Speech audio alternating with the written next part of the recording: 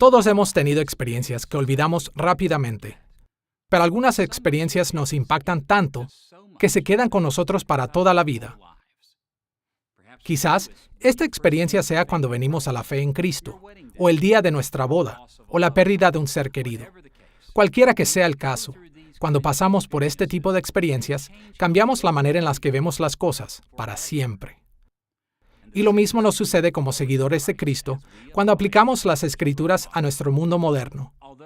Aunque la Biblia nos habla acerca de muchas cosas que Dios ha hecho, la llegada del nuevo pacto en Cristo es un acontecimiento fundamental que cambia la manera en la que entendemos todas las cosas, incluyendo la aplicación de las Escrituras a nuestras vidas hoy en día. Esta es la 9ª lección en nuestra serie Él nos dio las Escrituras, los fundamentos de la interpretación, y la hemos titulado El nuevo pacto y la aplicación moderna. En esta lección exploraremos cómo el nuevo pacto en Cristo debería guiar la forma en la que aplicamos todas las Escrituras en nuestros días. En la lección anterior aprendimos cómo debemos analizar el desarrollo de las épocas en el Antiguo Testamento al aplicar la Biblia a nuestras vidas, y observamos que hay una trama que se sustenta a través de toda la historia bíblica. La Biblia nos enseña que Dios gobierna desde su trono celestial en brillante gloria, y su meta desde el principio ha sido extender su gloria visible desde el cielo hacia la tierra a pesar de todos aquellos que se le oponen. Como criaturas hechas a su imagen, Dios ordenó a los seres humanos llenar la tierra y gobernar sobre ella en preparación para la última demostración de su gloria. Y cuando el resplandor de Dios resplandezca en todo lugar, cada criatura le adorará y le alabará eternamente.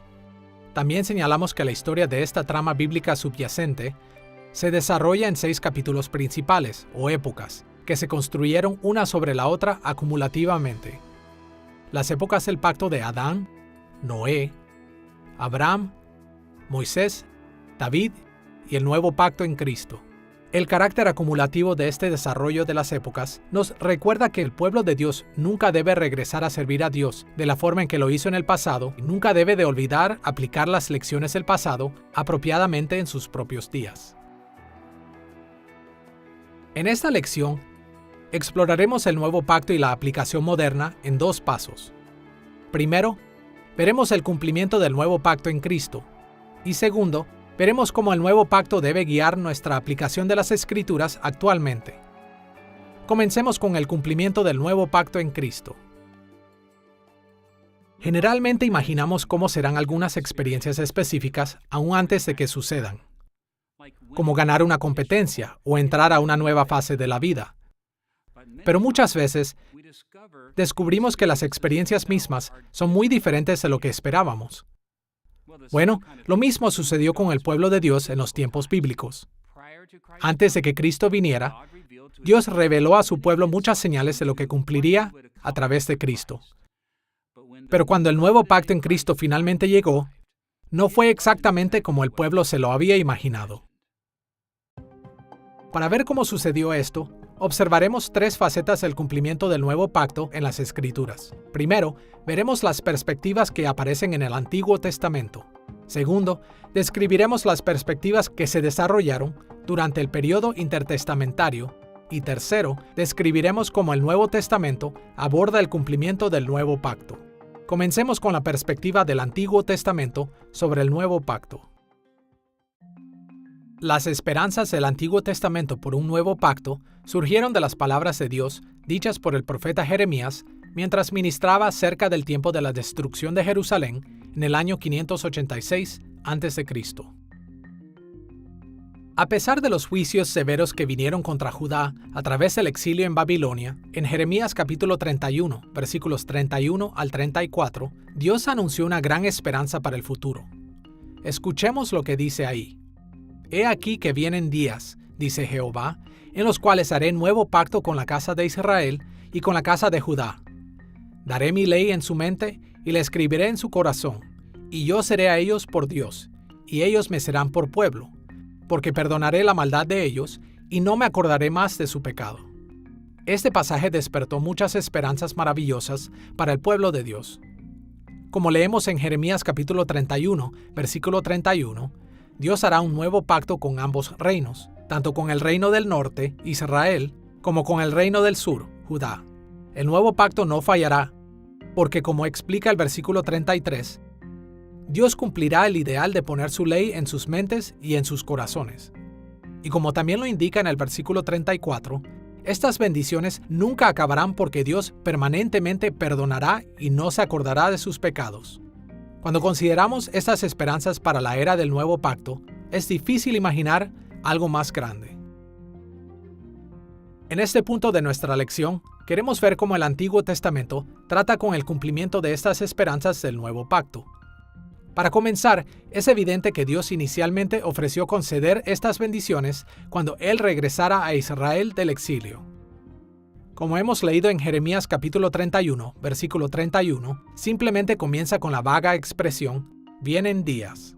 Pero en el contexto inmediato, esta referencia temporal era bastante precisa. Jeremías capítulo 31, versículos 31 al 34, es parte de un largo segmento del libro de Jeremías, generalmente llamado el libro de restauración, que se extiende desde Jeremías capítulo 30, versículo 1, hasta el capítulo 31, versículo 40. Esta sección lleva este nombre porque repasa varias descripciones del exilio y las bendiciones que seguirían después del exilio. Escuchemos lo que dice en Jeremías capítulo 30, versículo 3, cerca del comienzo del libro de restauración. Porque he aquí que vienen días, dice Jehová, en que haré volver a los cautivos de mi pueblo Israel y Judá, y los traeré a la tierra que di a sus padres, y la disfrutarán. La expresión vienen días aparece en este versículo así como en el comienzo de la profecía del nuevo pacto, en Jeremías capítulo 31, versículo 31. Y en este versículo la expresión vienen días está explícitamente asociada con el tiempo cuando Dios dijo, haré volver a los cautivos de mi pueblo y los traeré a la tierra que di a sus padres. En este sentido, es claro que Jeremías capítulo 31, versículo 31, inicialmente asocia el nuevo pacto con la restauración de Israel a la tierra prometida. Desde la perspectiva del Antiguo Testamento, la restauración de Israel tendría lugar en la culminación de la historia en los postreros días o en los últimos días. Eso significa el establecimiento de un nuevo pacto junto con el regreso de Israel del exilio, la reconstrucción de Jerusalén y su templo, el reino universal del ungido Hijo de David y la renovación de la creación.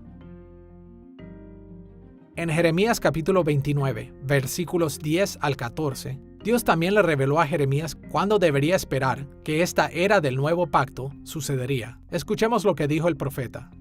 Así dice el Señor, cuando a Babilonia se le hayan cumplido los 70 años, yo los visitaré, y haré honor a mi promesa en favor de ustedes, y los haré volver a este lugar. Entonces ustedes me invocarán y vendrán a suplicarme, y yo los escucharé. Yo los reuniré de todas las naciones y de todos los lugares a donde los haya dispersado. Aquí, Dios ofreció la esperanza diciendo que si Israel le invoca y viene a suplicarle, entonces Dios los hará volver a este lugar, a la tierra prometida, en 70 años. La misma agenda se revela en Jeremías capítulo 25, versículo 12. De hecho, en el año 538 a.C., Dios dirigió al emperador perso Ciro a ordenar a Israel a regresar a la tierra prometida, por lo que no es de sorprender que en 2 de Crónicas, capítulo 36, versículos 20 al 22, el autor del libro de Crónicas cerrara su libro señalando que los 70 años del exilio de Jeremías se cumplieron en este tiempo. ¿Pero qué de las muchas otras bendiciones que estaban por venir en los últimos días, en los días del nuevo pacto? Tristemente, los que regresaron a la tierra prometida fallaron en servir a Dios otra vez. Y como resultado, las magníficas bendiciones de un nuevo pacto, predicho en Jeremías capítulo 31, fueron pospuestas. Esto es precisamente lo que Daniel se enteró en Daniel capítulo 9, versículo 24, cuando Dios le envió su palabra acerca del cumplimiento de la profecía de Jeremías de los 70 años.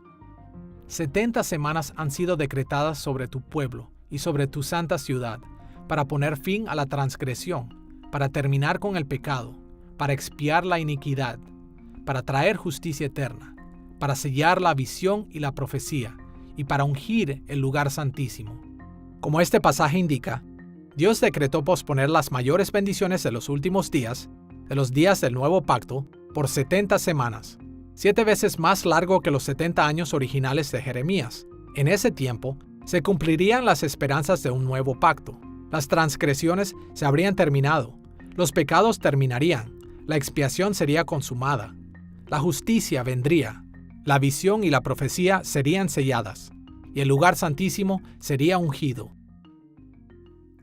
Cuando Daniel está orando acerca de la profecía de Jeremías, acerca de los 70 años en el exilio, él está orando: el tiempo se ha cumplido, Señor. ¿Qué está pasando? Y la respuesta que se le da es que no son solo 70 años, sino 70 años 7 veces. La tierra será compensada por sus días de reposo, por toda la negligencia que ha tenido lugar. Eso nos sugiere algo en términos de la interpretación de las Escrituras, y es que algunas veces está la dimensión en la que Dios hace literalmente lo que prometió, pero también existe la dimensión donde hay algunas otras implicaciones de esto que son llevadas a cabo proféticamente en el futuro. Por ejemplo, en el libro de Apocalipsis, a menudo tenemos imágenes del Antiguo Testamento que se utilizan de manera distinta a como se utilizaron en el Antiguo Testamento. Obviamente, el libro de Apocalipsis no está hablando de las mismas plagas que cayeron sobre Egipto, pero tenemos las imágenes de las plagas siendo usadas en Apocalipsis para hacer una comparación de cómo Dios está trayendo su juicio. Por lo que tenemos que estar conscientes de esto cuando leemos las Escrituras, cuando leemos cómo los últimos escritores tratan con escritores antiguos. Es decir, hay un sentido en el cual había 70 años de exilio, pero también hay otro sentido que Dios tenía en mente y que Daniel nunca hubiera conocido si no le hubiera sido mostrado por el ángel. Hemos visto que en el Antiguo Testamento, el cumplimiento total del nuevo pacto fue pospuesto debido a la desobediencia del pueblo. Ahora, vayamos al periodo intertestamentario, el tiempo entre el Antiguo y el Nuevo Testamento, y las perspectivas que muchos desarrollaron en Israel respecto al cumplimiento de la profecía de Jeremías, especialmente en los días justo antes del ministerio terrenal de Jesús. Era obvio para todos en el primer siglo que la predicción de Jeremías de un nuevo pacto aún no se había cumplido por completo. Los registros del Nuevo Testamento y los descubrimientos arqueológicos indican que diferentes grupos religiosos del pueblo de Israel tenían perspectivas distintas, pero hubo un acuerdo general sobre una serie de cuestiones básicas. Hacia el fin del periodo intertestamentario, la vasta mayoría de rabinos hablaron de la esperanza de los últimos días, o de la época del nuevo pacto, en términos de dos grandes eras de la historia. En primer lugar, los rabinos se refirieron a la historia previa y a sus circunstancias actuales como esta era. La victoria evidente del mal sobre el pueblo de Dios en el exilio dirigió a los rabinos a caracterizar esta era como un tiempo de fracaso, dolor y muerte. En segundo lugar, los rabinos también hablaron de una segunda gran era de la historia, el tiempo de la gloria futura, como la era por venir. La era por venir era también conocida como los últimos días, el reino de Dios, y como la era de un nuevo pacto. Los rabinos esperaban que cuando la era por venir llegara, los propósitos de Dios para la historia serían cumplidos. Él, a un gran número de su arrepentido y exiliado pueblo, restauraría el trono de David, extendería su reino en toda la tierra, traería juicio contra aquellos que rechazaron someterse a Dios y al Hijo de David, y extendería las bendiciones de Abraham a los confines de la tierra. Adicionalmente a esto, la gran mayoría de los rabinos en Israel también pensaron que la transición de esta era hacia la era por venir tomaría lugar decisivamente con la aparición del Mesías, el gran Hijo de David. El Mesías traería un momento crucial en la historia del mundo, la transición de la derrota a la victoria, del mal a la justicia, de la muerte a la vida eterna, y de la oscuridad hacia un mundo lleno de la brillante gloria de Dios. Con este antecedente del Antiguo Testamento y la perspectiva intertestamentaria en mente, veamos cómo el Nuevo Testamento explica el cumplimiento de la esperanza de Jeremías de un nuevo pacto. Todos sabemos que en su última cena con sus discípulos, Jesús levantó la copa y dijo: "Esta copa es el nuevo pacto en mi sangre". También Pablo se llamó a sí mismo y a sus compañeros ministros de un nuevo pacto. Y el libro de Hebreos, al referirse a Jeremías capítulo 31, afirma que los cristianos viven en la era del nuevo pacto. Pero cuando comparamos lo que está pasando en nuestros días con la descripción del nuevo pacto en Jeremías capítulo 31, nos damos cuenta de que aún estamos por ver las promesas del nuevo pacto en su plenitud. La ley de Dios no está perfectamente escrita en nuestras mentes y corazones. La gente en la iglesia aún necesita que se le hable para conocer al Señor. Todavía se nos manda que pidamos perdón por nuestros pecados.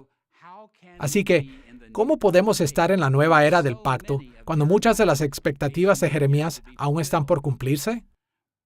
La respuesta está en el misterio de Dios revelado en Cristo, en cómo Él va a desplegar el cumplimiento del nuevo pacto. Diferentes figuras del Nuevo Testamento abordan estos temas de diferentes maneras. Por ejemplo, Jesús, en varias de sus parábolas, anunció que el reino de Dios había comenzado con su ministerio terrenal, gradualmente crecería a través del tiempo y finalmente alcanzará su culminación cuando Él regrese en gloria. El apóstol Pablo abordó estos temas en lugares como Efesios capítulo 3, versículos 3 al 5, refiriéndose al hecho de que el misterio de los últimos días se había mantenido escondido de las personas del pasado, pero ahora había sido revelado en Cristo. Pablo mencionó este misterio también en otros pasajes como Romanos capítulo 11, versículo 25, y el capítulo 16, versículos 25 y 26, y Colosenses capítulo 1, versículos 26 y 27. En estos y otros pasajes, Pablo se refiere a diferentes aspectos de la perspectiva cristiana en los últimos días en Cristo, como misterios, porque habían estado escondidos a generaciones previas. En varios lugares de sus cartas, Pablo habla acerca del Evangelio o de varios aspectos del Evangelio como un misterio. En griego, un mysterion. Y por misterio, él no quiere decir algo misterioso, alguna cosa nebulosa que repentinamente aparece en escena o un acertijo que nadie puede resolver. Como un académico del Nuevo Testamento lo describió, un misterio para Pablo era algo que Dios escondió a plena vista, algo escondido a plena vista en el Antiguo Testamento. Y es algo que ahora, a través de la clarificación de la revelación en la presencia de Cristo, las personas pueden mirar hacia atrás y decir, «Oh, mira lo que está allí». Así que no es que Pablo está presentando algunos aspectos que no están ahí, sino que está diciendo, «Mira lo que no habíamos visto». Mira lo que está allí. Y de muchas maneras, la verdad acerca de la venida del Mesías y acerca de la unidad de los judíos y gentiles está ahí en el Antiguo Testamento, en los Salmos y en Isaías. Pero la unidad de todo esto, mira lo que está allí, mira cómo todas las piezas encajan. Esperó hasta que Dios enviara a su Espíritu y diera las promesas del nuevo pacto de las que Pablo habló.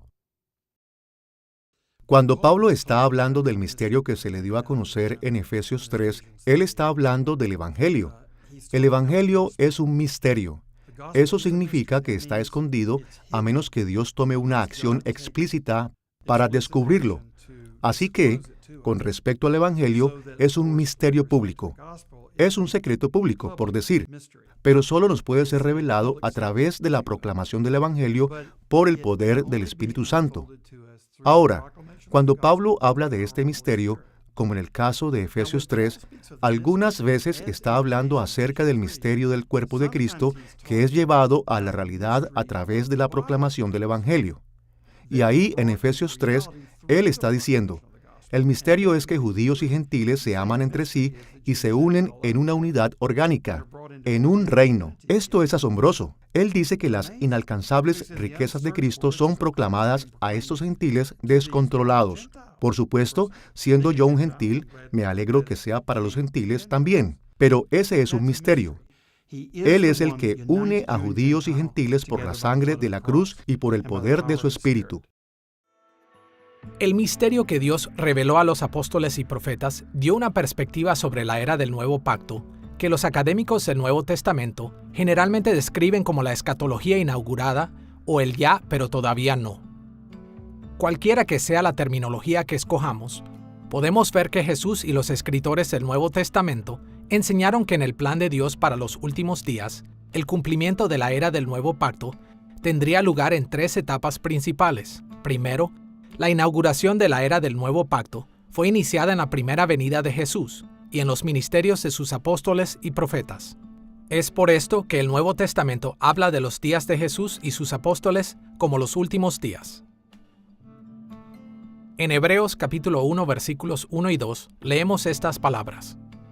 Dios, habiendo hablado muchas veces y de muchas maneras en otro tiempo a los padres por los profetas, en estos postreros días nos ha hablado por el Hijo, a quien constituyó heredero de todo y por quien asimismo hizo el universo.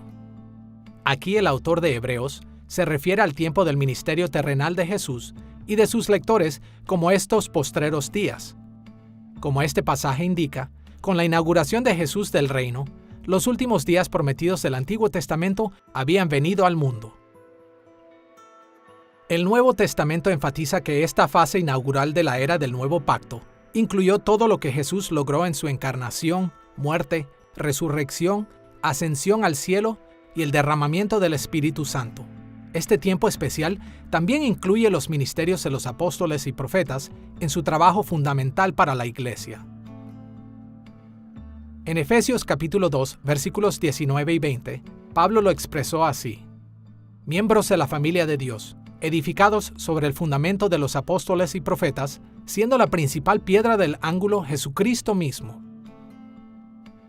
Segundo, la continuación de la época del Nuevo Pacto se extiende a través de todo el periodo de la historia de la Iglesia. Durante este tiempo, Cristo extendió la Iglesia a través de las naciones mediante la proclamación y la influencia transformadora del Evangelio. Es por esto que los escritores del Nuevo Testamento, en lugares como 2 de Timoteo capítulo 3, versículos 1 al 5, designaron todo el periodo de la historia de la Iglesia como los últimos días. Escuchemos lo que dice. También debes saber esto, que en los postreros días vendrán tiempos peligrosos, porque habrá hombres amadores de sí mismos, avaros, vanagloriosos, soberbios, blasfemos, desobedientes a los padres, ingratos, impíos, sin afecto natural, implacables, calumniadores, intemperantes, crueles, aborrecedores de lo bueno, traidores, impetuosos, infatuados, amadores de los deleites más que de Dios, que tendrán apariencia de piedad, pero negarán la eficacia de ella. Los pecados enlistados aquí para los postreros días eran pecados que estaban ocurriendo en los días de Pablo, pecados que han seguido ocurriendo a través de la historia y también en la actualidad. Pablo se refiere al carácter de este mismo periodo como un misterio revelado en Cristo en Efesios capítulo 3, versículos 9 y 10. Del misterio escondido desde los siglos en Dios, para que la multiforme sabiduría de Dios sea ahora dada a conocer por medio de la Iglesia. En este sentido, tenemos razón en tratar a todo el periodo de la historia de la Iglesia como la era del Nuevo Pacto. Tercero, los últimos días de la era del Nuevo Pacto alcanzarán su consumación cuando Cristo regrese y cumpla los propósitos finales de Dios para toda la historia. Es por esto que los autores del Nuevo Testamento describieron la consumación del reino al regreso de Cristo como los últimos días. En Juan capítulo 6, versículo 39, Jesús le dijo a sus discípulos: «Y esta es la voluntad del Padre, el que me envió, que de todo lo que me diere no pierda yo nada, sino que lo resucite en el día postrero». Aquí Jesús enseñó a sus discípulos acerca de su relación con el Padre. Su referencia a el día postrero señala este día final cuando Él regrese en gloria. Los muertos resucitarán y Dios juzgará al mundo. En Efesios capítulo 1, versículos 9 y 10, Pablo también describió este tiempo como un misterio que Dios reveló en Cristo. En estos versículos, Pablo describió la consumación como dándonos a conocer el misterio de su voluntad, según su beneplácito, el cual se había propuesto en sí mismo, de reunir todas las cosas en Cristo, en la dispensación del cumplimiento de los tiempos, así las que están en los cielos como las que están en la tierra. Como el Nuevo Testamento lo indica, Jesús inauguró el nuevo pacto en su primera venida. Actualmente, Él continúa esta revelación por medio de la Iglesia Universal, y el juicio y las bendiciones de la era del nuevo pacto vendrán cuando Cristo regrese en gloria como Rey sobre todas las cosas. Habiendo explorado el cumplimiento del nuevo pacto en Cristo, ahora estamos en posición de ver el segundo tema principal de nuestra lección: nuestra aplicación moderna de las Escrituras basada en el carácter que se desenvuelve en la época del Nuevo Pacto. Como veremos en las siguientes lecciones, hay muchas cosas que decir acerca de la aplicación de las Escrituras a las personas que viven en la era del Nuevo Pacto. Entre ellas están un sinnúmero de consideraciones culturales y personales. Pero en este momento, queremos ver cómo la enseñanza del Nuevo Testamento acerca de las 3 etapas del Nuevo Pacto nos guía en la aplicación de la Biblia a nuestras vidas hoy. Estos aspectos de las aplicaciones son generales, pero nos proporcionan perspectivas indispensables sobre cómo usar las Escrituras en nuestras vidas hoy en día.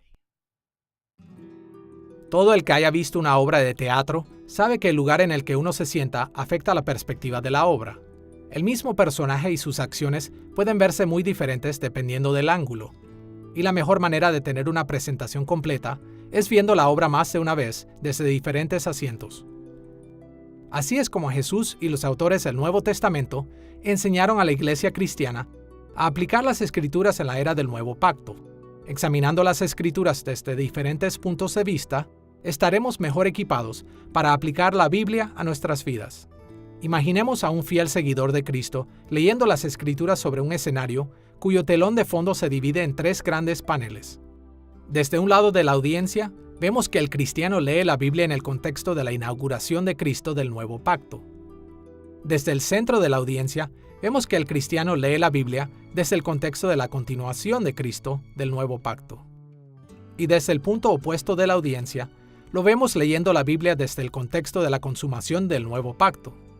De un modo u otro, los seguidores de Cristo han de aplicar las Escrituras al mundo moderno mediante el estudio de la Biblia con estas 3 perspectivas en mente. En otras palabras, cuando estudiamos la Biblia, los creyentes necesitamos relacionar cada escritura a lo que Cristo ya ha logrado en la inauguración del Nuevo Pacto y considerar todo lo que Cristo hizo por nosotros en su ministerio terrenal. Pero también tenemos que ver las enseñanzas de las Escrituras a la luz de la continuación de la era del Nuevo Pacto y buscar el significado de las Escrituras en nuestras vidas hoy en día. Adicionalmente, es importante que veamos las Escrituras a través de los lentes de lo que Cristo logrará en la consumación de nuestra era y vivamos preparados para el maravilloso regreso de Cristo en gloria. Hay muchas formas en las que podemos explorar estas 3 perspectivas de las aplicaciones del Nuevo Pacto, pero tocaremos solo 2 puntos importantes. Primero, resumiremos algunas reglas generales para la aplicación de la era del Nuevo Pacto. Y segundo, ofreceremos un ejemplo de aplicación que ilustra estas estrategias. Comencemos con algunas reglas generales. En una lección anterior, definimos el proceso de aplicación como conectar apropiadamente el significado original de un documento bíblico a una audiencia contemporánea en maneras que impacten sus conceptos, comportamientos y emociones. Desde el punto de vista de esta definición, cada aplicación de las Escrituras implica conectar apropiadamente el significado original a una audiencia contemporánea. Primero, necesitamos determinar el significado original de un pasaje bíblico, identificando las formas en que los autores bíblicos buscaron impactar los conceptos, comportamientos y emociones de sus audiencias originales.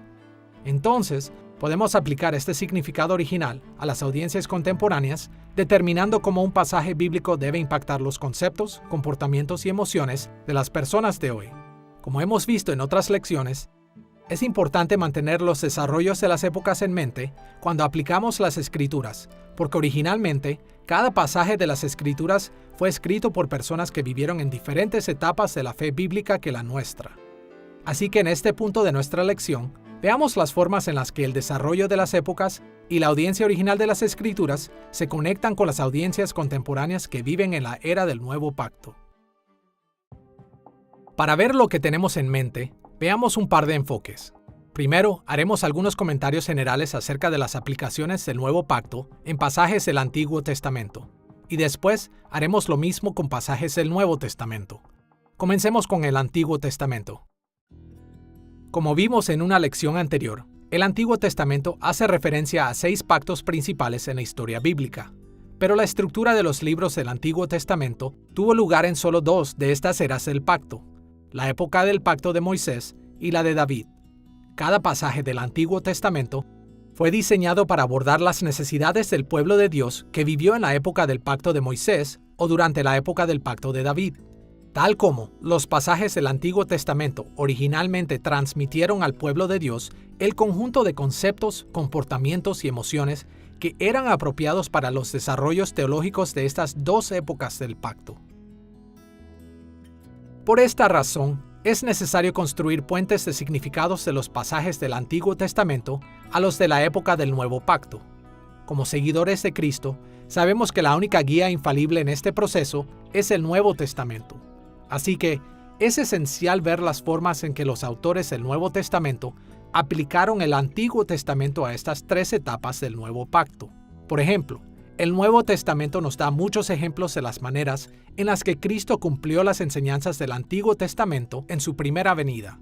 También llama la atención a las maneras en las que Cristo continúa cumpliendo las enseñanzas del Antiguo Testamento durante el periodo de continuación. Adicionalmente, el Nuevo Testamento señala las maneras en las que Cristo cumplirá las enseñanzas del Antiguo Testamento en la consumación del Nuevo Pacto. Uno de los temas bíblicos más importantes es el tema del reino de Dios, y sin embargo, esa frase particular solo la vemos en el Nuevo Testamento. En todas partes en el Antiguo Testamento, especialmente en los Salmos, vemos la proclamación, "El Señor reina". Los autores del Nuevo Testamento toman temas del Antiguo Testamento a la luz de la venida de Cristo, y así como los evangelistas resumen la enseñanza de Jesús, hablan acerca del reino de Dios, y Jesús mismo, así como sus palabras están registradas, habla acerca de cómo el reino de los cielos está cerca. Y así, algo que habla acerca del reino de Jehová sobre su pueblo y sobre las naciones ahora toma cuerpo en términos de Cristo el Mesías, el Hijo de David, quien ha llegado a escena en Israel. Vemos esto en términos de ambos, de cómo Cristo ascendió y reina en el trono en Hechos capítulo 1. Al ascender y al ser la resurrección predicada, la gente es atraída al Cristo resucitado y ascendido. Pero también hay un sentido futuro del día del Señor en que Cristo vendrá otra vez. Como en Hechos capítulo 1 se nos dice que Él regresará de la misma manera en la que se fue, y todavía habrá esa vindicación final cuando el pueblo de Dios se ponga a prueba en el engaño y rebelión final, cuando Satanás sea librado, pero también cuando Cristo venga y sea victorioso sobre todos los planes de Satanás al final. Es fascinante ver cómo los evangelios proyectan a Jesús a la luz de los temas del Antiguo Testamento. Vemos esto en diferentes lugares. Uno de los principales es cuando Jesús es proyectado en lugar de Moisés. Él es un segundo Moisés que viene a dirigir un nuevo segundo y gran éxodo. Varios ejemplos de esto vienen a la mente cuando pensamos en Jesús como el segundo Moisés. Uno es la idea de él dirigiéndose al desierto, después su experiencia en el agua. Cuando es bautizado en el río Jordán, es como cuando los israelitas cruzaron el Mar Rojo, y de ahí fueron al desierto. En el desierto experimentó tentaciones, pero él es el fiel Hijo de Dios, mientras que Israel era el hijo desobediente. Jesús emerge como el líder triunfal de un nuevo éxodo por el que Él viene y entrega una nueva ley en el Sermón del Monte en Mateo capítulo 5, cuando Jesús está siendo proyectado como un nuevo legislador. Vemos esta armonía y unidad entre los Evangelios y el Antiguo Testamento, y a ese Jesús terminando una historia que comenzó años atrás. Con este patrón básico para la aplicación de los pasajes del Antiguo Testamento en mente, vayamos a la aplicación de los pasajes del Nuevo Testamento para la era del Nuevo Pacto. A primera vista, puede parecer que no hay necesidad de considerar el desarrollo de las épocas cuando los cristianos aplicaron el Nuevo Testamento, porque este fue escrito en la época del Nuevo Pacto. Pero es importante tener en mente que todo el Nuevo Testamento fue escrito durante la etapa inaugural del Nuevo Pacto. Hoy día, ya no vivimos en esa época. Más bien vivimos en la continuación de la era del Nuevo Pacto. Así que necesitamos tener en mente esta distinción cuando aplicamos el Nuevo Testamento a nuestras vidas. Los libros del Nuevo Testamento vinieron de manos de los líderes fundamentales de la Iglesia e inicialmente fueron escritos por personas que vivieron durante la inauguración de la época del Nuevo Pacto. Lo que estos autores escribieron tiene muchas implicaciones para nosotros que vivimos en la continuación de la era del Pacto. Así que, a pesar de que vivimos miles de años después de que estas obras fueron escritas, ellas tienen una autoridad indiscutible para nosotros. Consideremos solo algunas diferencias entre nuestras vidas hoy en día y los tiempos en los que el Nuevo Testamento fue escrito. Por ejemplo, a diferencia de hoy, las peticiones de consejería podían hacerse directamente a los apóstoles y profetas, quienes vivieron en ese tiempo. Esto lo vemos en el libro de Filemón. Por otra parte, los problemas generalizados podían decidirse por las interacciones de los líderes fundamentales de la Iglesia, como en el Concilio de Jerusalén en Hechos capítulo 15. Pero en nuestros días, no tenemos estas autoridades fundamentales viviendo entre nosotros. Así que tenemos que confiar en los resúmenes de las enseñanzas del Nuevo Testamento para guiarnos. Adicionalmente a esto, el Nuevo Testamento contiene muchos ejemplos de milagros y eventos sobrenaturales. Jesús, sus apóstoles y los profetas fueron especialmente dotados para realizar tales hazañas para establecer su autoridad. Si bien esto era cierto entonces, la autoridad actualmente está establecida solo por la norma del Nuevo Testamento. Si olvidamos esta distinción, generalmente tendremos falsas expectativas para nuestros días. Sin duda, Dios continúa haciendo milagros en la Iglesia durante la continuación del Nuevo Pacto.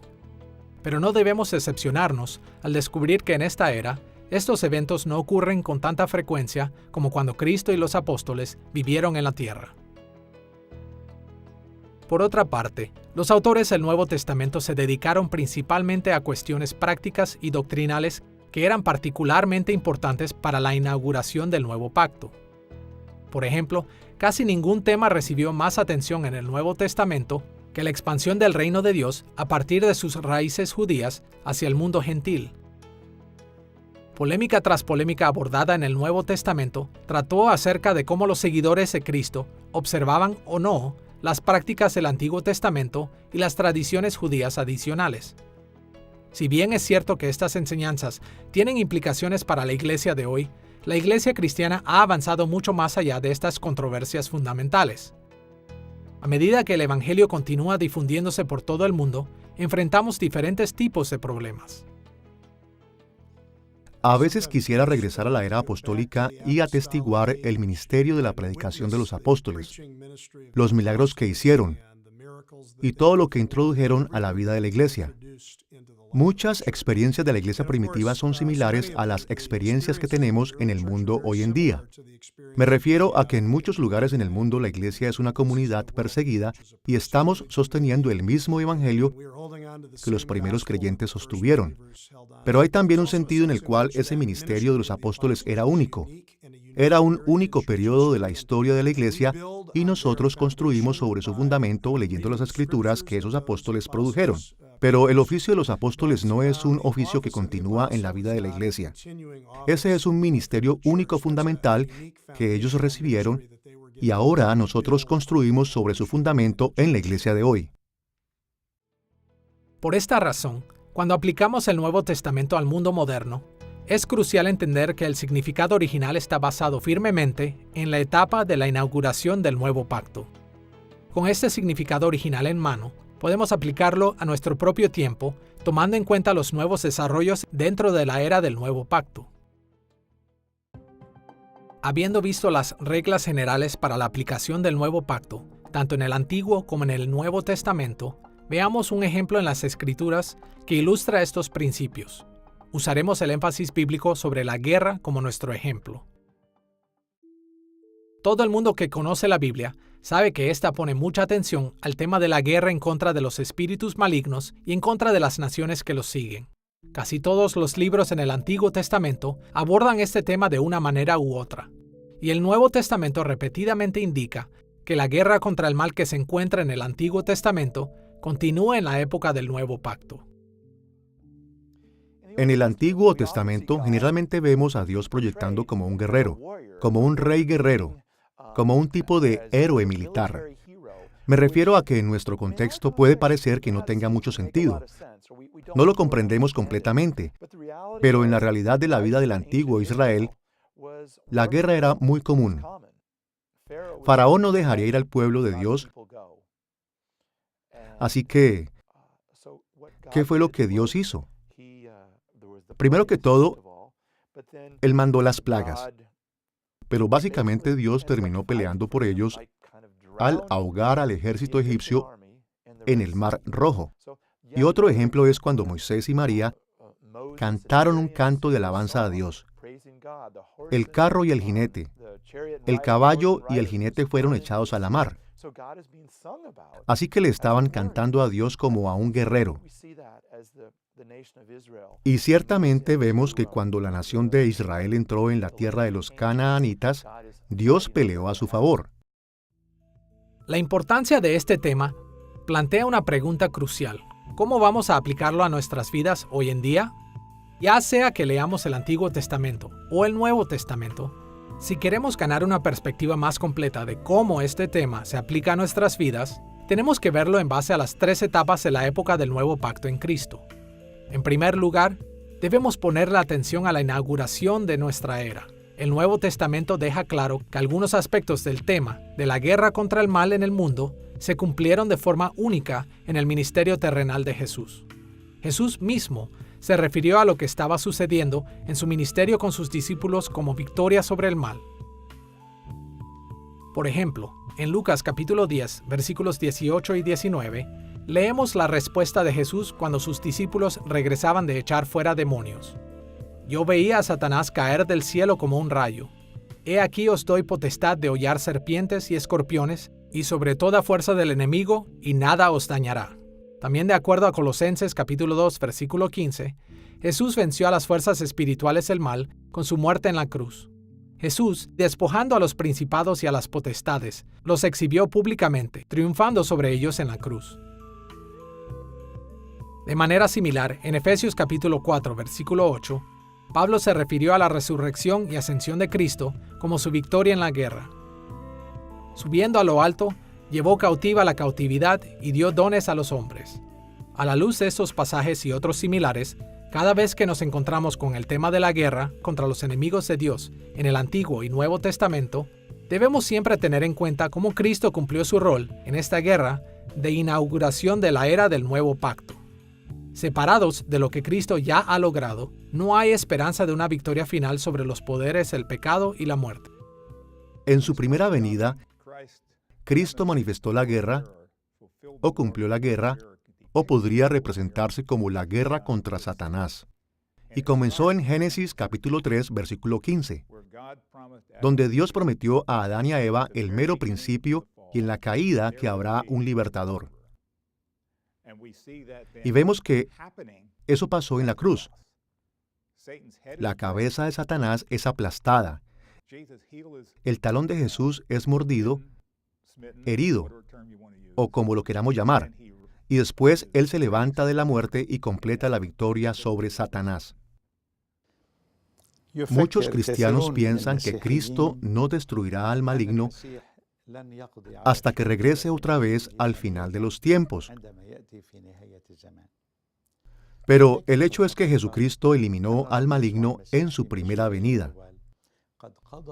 Podemos decir que Él eliminó al maligno en esencia, o sea que derrotó al maligno en la cruz y estableció el fundamento para la segunda venida. Aún hay maldad en el mundo y seguimos viviendo en él, pero es una maldad que va en camino de extinción. En la batalla, nuestro Señor Jesucristo peleó. Él desarmó los poderes y autoridades. Él hizo un espectáculo público de ellos, triunfando sobre ellos. Y Él obtuvo una victoria masiva sobre el trabajo del diablo a través de su muerte y resurrección. Además de la inauguración de nuestra era, cuando nos encontramos con el tema de la guerra en las Escrituras, debemos estar listos para aplicarlo a la continuación de la época del Nuevo Pacto. Aunque el propio Cristo inició la derrota final del mal en su primera venida, el Nuevo Testamento enseña que esta guerra sigue siendo una parte muy importante de la experiencia de cada creyente a través de la historia de la Iglesia. Por ejemplo, en 2 Corintios capítulo 10, versículo 4, Pablo afirmó que la propagación del Evangelio era una guerra contra malos espíritus. Ahí él dijo: porque las armas en nuestra milicia no son carnales, sino poderosas en Dios para la destrucción de fortalezas. Pablo se refirió a la guerra de la iglesia de manera similar en Efesios capítulo 6, versículo 12. Porque no tenemos lucha contra sangre y carne, sino contra principados, contra potestades, contra los gobernadores de las tinieblas de este siglo, contra huestes espirituales de maldad en las regiones celestes. Observemos que en estos dos pasajes la guerra que peleamos como cristianos es de naturaleza espiritual. Al igual que Jesús hizo en la inauguración de nuestra era, no tenemos guerra contra sangre y carne. Tenemos guerra contra los principados y potestades, esto es, las huestes espirituales de maldad en las regiones celestes. Durante la continuación del reino de Cristo, estamos en guerra contra Satanás y otros espíritus malignos que trabajan en el mundo, en lugar de tener guerra contra las personas. En 2 Corintios capítulo 5, versículos 19 y 20, Pablo escribió estas palabras: Dios nos encargó a nosotros la palabra de la reconciliación, así que somos embajadores en nombre de Cristo. Como si Dios rogase por medio de nosotros, os rogamos en nombre de Cristo, reconciliaos con Dios. Como pueblo de Dios viviendo durante la continuación del nuevo pacto, no somos guerreros contra nuestros compañeros los seres humanos. En cambio, somos embajadores de Cristo, que buscamos rescatar a los seres humanos del dominio del pecado, propagando el Evangelio de Cristo.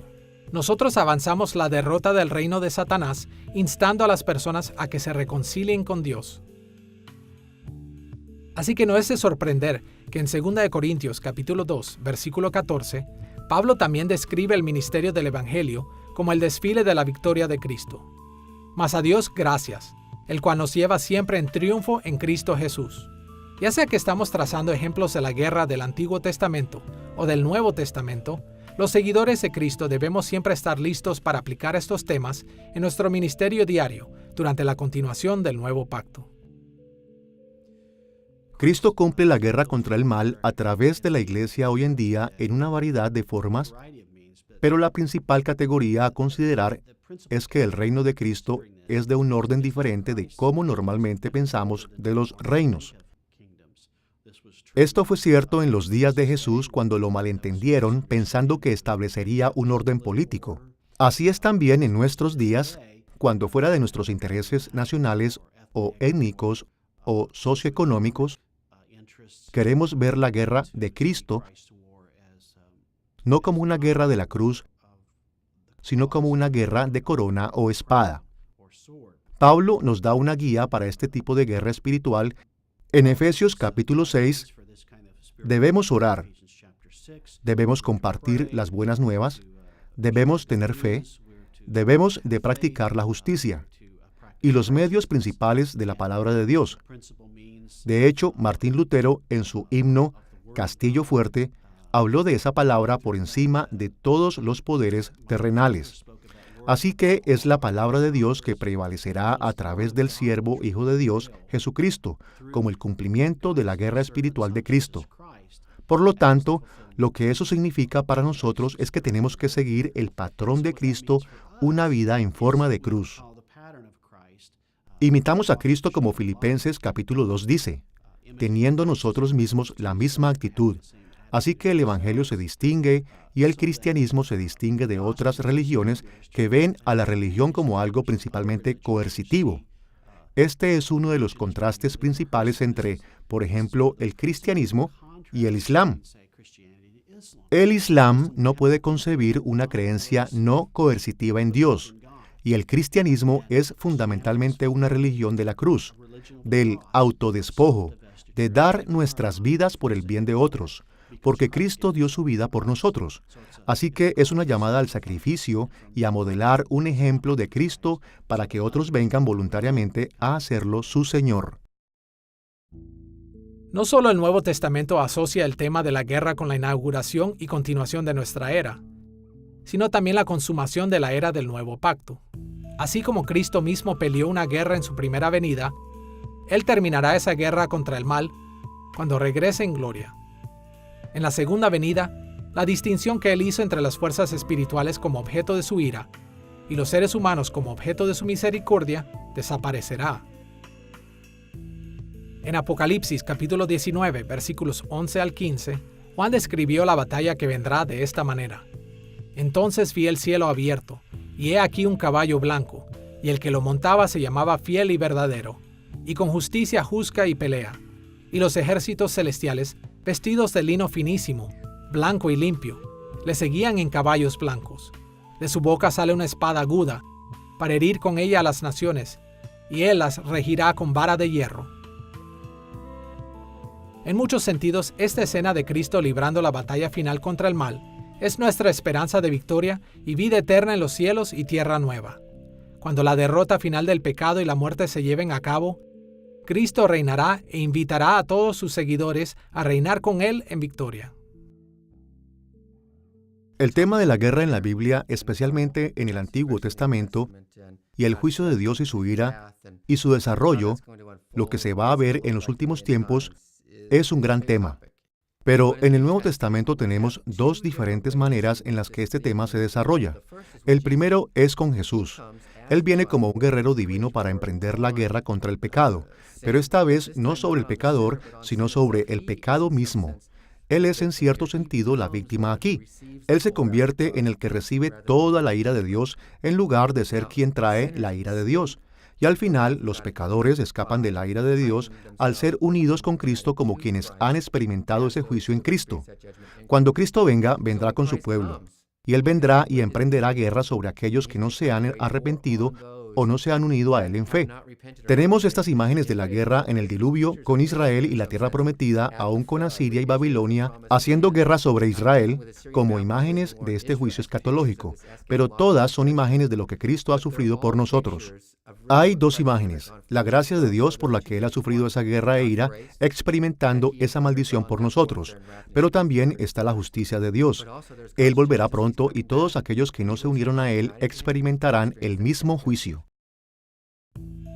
Siempre debemos recordar el interpretar el tema de la guerra que se encuentra a lo largo de todas las Escrituras, a la luz de la gran consumación del regreso de Cristo como el guerrero conquistador. La manera en la que el Nuevo Testamento maneja el tema de la guerra es instructivo para nosotros, ya que aplicamos las Escrituras a nuestros días. Para estar seguros, tenemos que estudiar cada tema individualmente, porque el Nuevo Testamento lo desarrolla de diferentes maneras. No obstante, para aplicar cualquier tema bíblico más plenamente, debemos ver cómo este es visto a la luz de la inauguración, continuación y consumación de la era del nuevo pacto en Cristo. No importa cómo comencemos a explorar cualquier tema, ya sea que comencemos en el Antiguo Testamento o en el Nuevo Testamento, como seguidores de Cristo, podemos aplicar estos temas a nuestras vidas, descubriendo cómo ellos se cumplen en las tres etapas de la época del Nuevo Pacto. En esta lección sobre el Nuevo Pacto y la aplicación moderna, vimos las maneras en las que el Nuevo Pacto en Cristo debe afectar nuestra aplicación de la Biblia para el mundo moderno. Notamos cómo el cumplimiento del Antiguo Testamento espera que un nuevo pacto pueda verse en la inauguración, continuación y consumación de nuestra época en Cristo. Y hemos ilustrado cómo la aplicación de cada tema del Antiguo y Nuevo Testamento a la vida moderna debe concordar con estas mismas tres etapas del Nuevo Pacto. El Nuevo Pacto en Cristo no es algo pequeño. Más bien, es la culminación de los propósitos de Dios para toda la historia. Y como tal, el Nuevo Pacto en Cristo afecta la manera en la que aplicamos cada parte de la Biblia a nuestro mundo moderno. Como seguidores de Cristo, debemos leer las Escrituras a la luz de la forma en la que Dios cumple sus propósitos en Cristo. Miramos hacia atrás, a lo que Cristo ya ha hecho. Miramos lo que está haciendo ahora, y miramos hacia lo que va a hacer cuando regrese. Solo entonces seremos capaces de aplicar las Escrituras a nuestro mundo moderno como pueblo del Nuevo Pacto.